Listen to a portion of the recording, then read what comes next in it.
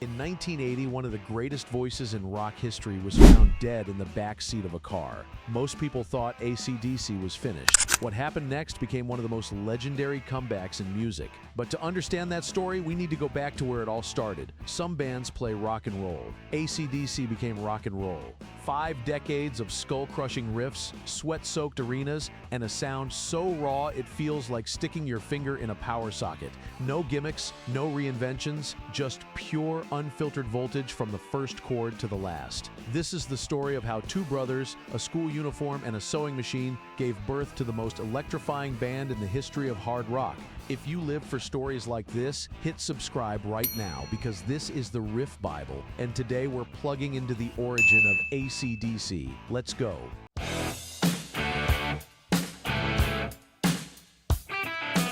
It all started in 1973 when two brothers, Angus and Malcolm Young, decided they were done waiting for the right band to come along. They'd grown up in Sydney, Australia, after emigrating from Scotland as kids. Their household ran on rock and roll, Chuck Berry, Little Richard, the raw stuff that made you want to break things. But when they looked at the music scene in the early 70s, something was missing. It was too polished, too safe. They wanted something that hit harder, so they decided to build it themselves. The name came from the most unlikely place imaginable. Their sister Margaret had a Singer sewing machine with the letters ACDC printed on the back. Alternating current, direct current, two opposite electrical forces working together. The moment the brothers saw those letters, they knew that was it. It captured exactly what they wanted their music to feel like. Two forces colliding to create something bigger than either one alone. Malcolm took the rhythm guitar. He was the older brother, the architect, the one who built walls of sound so thick you could lean against them. Angus, 5 years younger, grabbed the lead guitar. His job was to light those walls on fire. From the very first time they played together, the chemistry was undeniable. But a band needs more than two guitarists. They brought in bassist Larry Van Crete, vocalist Dave Evans, and drummer Colin Burgess. This early lineup leaned closer to the glam rock sound that dominated the era. It wasn't the bone-rattling machine the Young brothers had in mind, but it was a starting point. Their first gig happened on New Year's Eve, 1973, at a small club called Checkers in the suburbs of Sydney. Nothing glamorous. Nothing historic, at least not at the time. But it was the night ACDC officially came to life. It was during these early days that one of rock's most iconic images was born, almost by accident. Angus kept showing up to rehearsals straight from school, still wearing his uniform. One day, Margaret saw him like that and said he should keep the look for shows. A teenage schoolboy playing guitar like a man possessed. The contrast was too perfect to ignore. It became his signature, and decades later, it still is. But the original lineup was crumbling Dave Evans, and the Young brothers had completely different ideas about where the band should go. Evans wanted to keep things commercial and glamorous. The brothers wanted heavier, raw, meaner. The tension became unbearable. The split was inevitable. Malcolm and Angus decided to tear it all down and start fresh. They relocated from Sydney to Melbourne, where the music scene was rougher and more promising. That move changed everything because Melbourne is where they met Michael Browning, a manager who understood exactly what ACDC could become. Browning knew the brothers had something special. The riffs were there, the energy was there, but they were missing the final piece, a vocalist who could match the fury of those guitars. The search took time, but when they found the right guy, the entire trajectory of rock music shifted. His name was Ronald Belford Scott. Everyone called him Bon. Bon Scott was a walking contradiction. He'd been kicked out of the Australian Army for being, in their words, socially maladjusted. He had a criminal record. He'd been through more trouble by his mid-20s than most people see in a lifetime. But he also had one of the most distinctive voices in rock history. Rough, raspy, loaded with attitude, and somehow still melodic enough to make you sing along. He'd been playing with a band called Fraternity, but his career had hit a wall. He was working as a chauffeur, driving the Young brothers around, when they realized the guy behind the wheel might be the voice they'd been searching for. When they offered him the microphone in late 1974, Bon didn't hesitate. And the moment he opened his mouth in rehearsal, everyone in the room knew the search was over.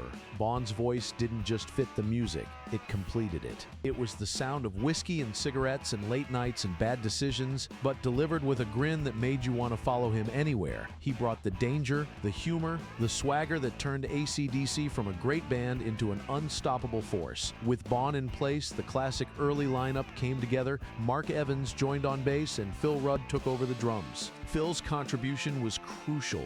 His style was simple, almost minimalist, but it hit like a freight train. No flashy fills, no unnecessary complexity. Just a relentless groove that locked in with Malcolm's rhythm guitar like two gears in the same engine. It's a rock and roll damnation.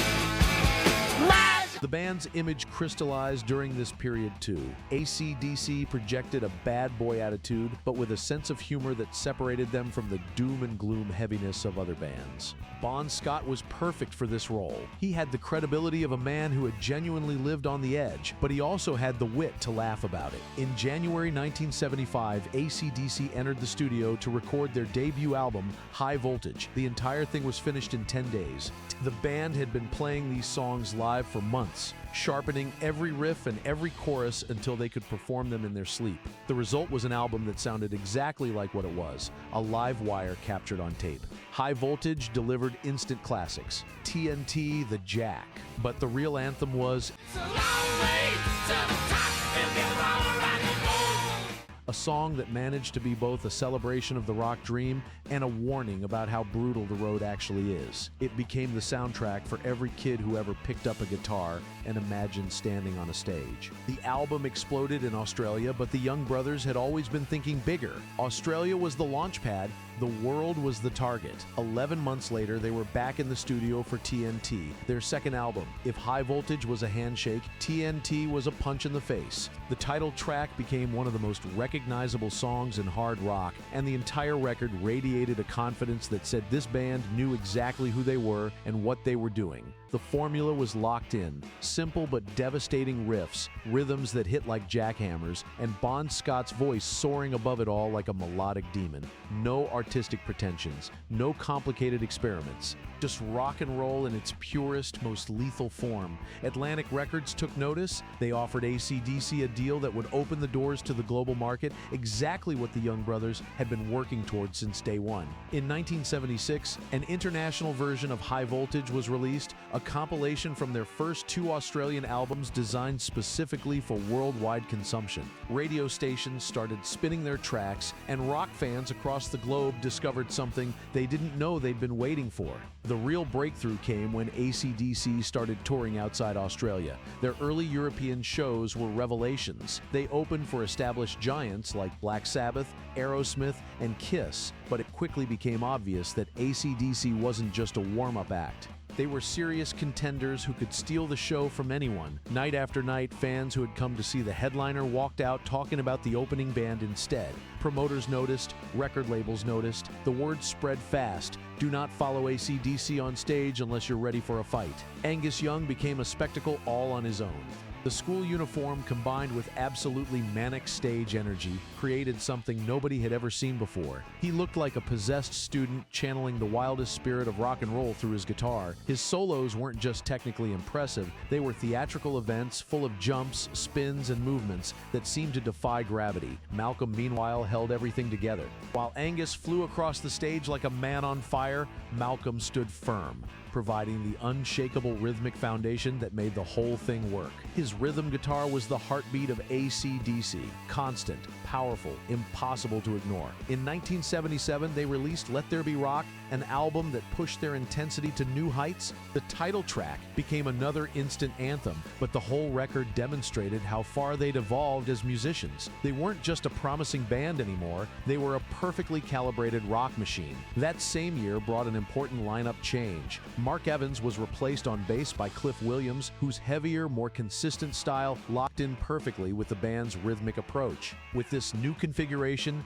AC/DC reached a level of musical cohesion that would propel them toward their biggest achievements. Powerage followed in 1978, cementing the new lineup. Songs like Rock and Roll Damnation showed a band operating at the peak of their creative powers, writing anthems that were simultaneously simple and sophisticated, brutal and melodic, but nothing prepared the world for what came in 1979. Highway to Hell wasn't just an album, it was a cultural event that redefined what hard rock meant as the 80s approached. The title track became the definitive anthem of rock rebellion, a statement of intent that echoed through stadiums on every continent. The album reached number 17 in the US and number 8 in the UK, becoming ACDC's first record to sell over 1 million copies. But beyond the numbers, it represented something bigger. The band had proven they could make music that was both commercially massive and artistically uncompromising. No sellout, no softening, just ACDC being ACDC, louder than ever. The Highway to Hell tour was epic. ACDC had become one of the biggest hard rock bands on the planet. Stadiums were full, fans were devoted.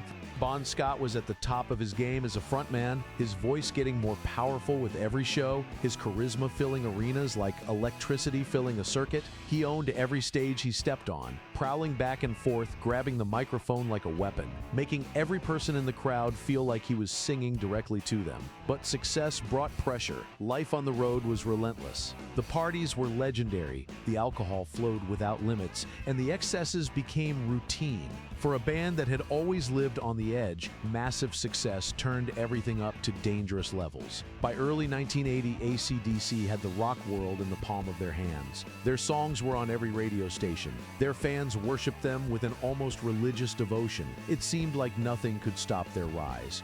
Then, on February 19, 1980, after a night of heavy drinking in London, Bon Scott was found dead in the back seat of a friend's car. The official cause was acute alcohol poisoning. He had been left to sleep it off, but he never woke up. The man who had been the voice and the soul of ACDC through their most glorious years was gone.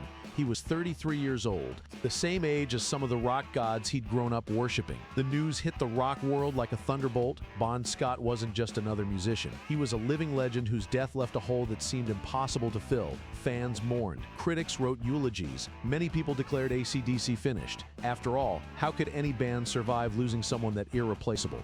The Young brothers faced the hardest choice of their lives. They could dissolve the band and preserve Bon's legacy in amber, frozen and perfect, or they could find a way to keep going and honor his memory the only way they knew how, through music. The decision wasn't easy, but in the end, they chose to do what Bon himself would have wanted: keep playing, keep rocking, never stop. And that single decision would lead to Back in Black, one of the best-selling albums in the history of recorded music. But that is a story for another day, from a sewing machine in Sydney to stadiums across the planet. From a school uniform joke to one of the most iconic images in rock, from tragedy to triumph. ACDC proved that you don't need complexity or pretension to create immortal music. You just need passion, talent, and the refusal to ever back down, no matter how hard life hits. Bon Scott, Malcolm Young, and everyone who helped build this legend left us something that transcends generations, something that doesn't age, doesn't soften, doesn't compromise. Every time Highway to Hell or TNT shakes the walls of a stadium, every time a kid picks up a guitar and plays that first power chord, we remember why rock and roll will never die. Now tell me, what's your favorite ACDC song? What moment in their story hit you the hardest? Drop it in the comments. I want to hear it. And if this is your first time here on the Riff Bible, this is what we do. We tell the stories behind the music that shaped the world. Hit subscribe, ring the bell, and don't miss a single episode, because this is just the beginning.